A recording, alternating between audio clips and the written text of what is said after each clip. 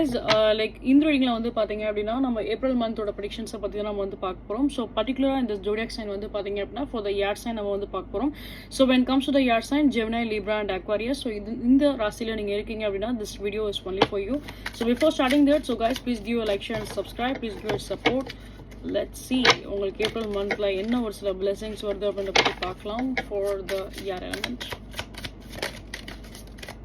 Okay again so உங்களோட கேசஸில் வந்து பார்க்குறப்பையும் எனக்கு வந்து நிறைய ஒரு சில ஆப்பர்ச்சுனிட்டிஸ் உங்களை தேடி வர மாதிரி தான் இருக்குது. அண்ட் நிறைய விஷயங்கள் நீங்கள் வந்து போல்டாக நீங்கள் வந்து ஹேண்டில் பண்ணுவீங்க. அண்ட் இதில் வந்து இன்னொரு விஷயம் நான் வந்து உங்களுக்கு சொல்ல விரும்புகிறேன்.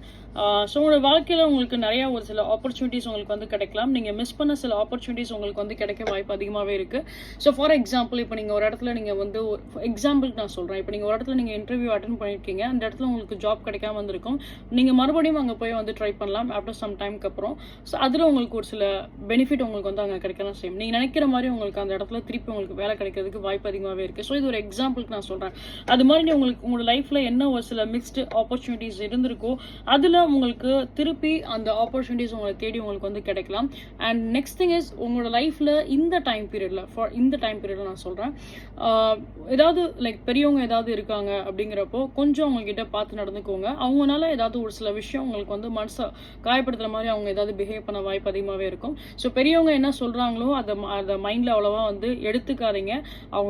அவங்க வந்து லைக் உங்களுக்கு அட்வைஸ் பண்ணால் இட்ஸ் ஓகே. மற்றபடி உங்களை வந்து கோவப்படுத்துகிற மாதிரி அவங்க ஏதாவது பிஹேவ் பண்ணுறாங்க, இல்லை ஏதாவது அவங்க கிட்ட ஏதாவது ஃபைட் பண்ணுறாங்க அப்படின்னா அதை மைண்டில் அதை வந்து ரொம்ப போட்டுக்க வேண்டாம். ஏன்னா அதுக்கு பதில் ரியாக்ஷன் நீங்கள் கொடுக்கும்போது அது ரொம்ப ஒரு மாதிரி காம்ப்ளிகேட் சிச்சுவேஷன்ஸாக அது மாற வாய்ப்பு அதிகமாகவே இருக்குது. ஸோ இந்த சில விஷயங்கள்லாம் கொஞ்சம் காஷனாக இருங்க. Thing I can see for the air element.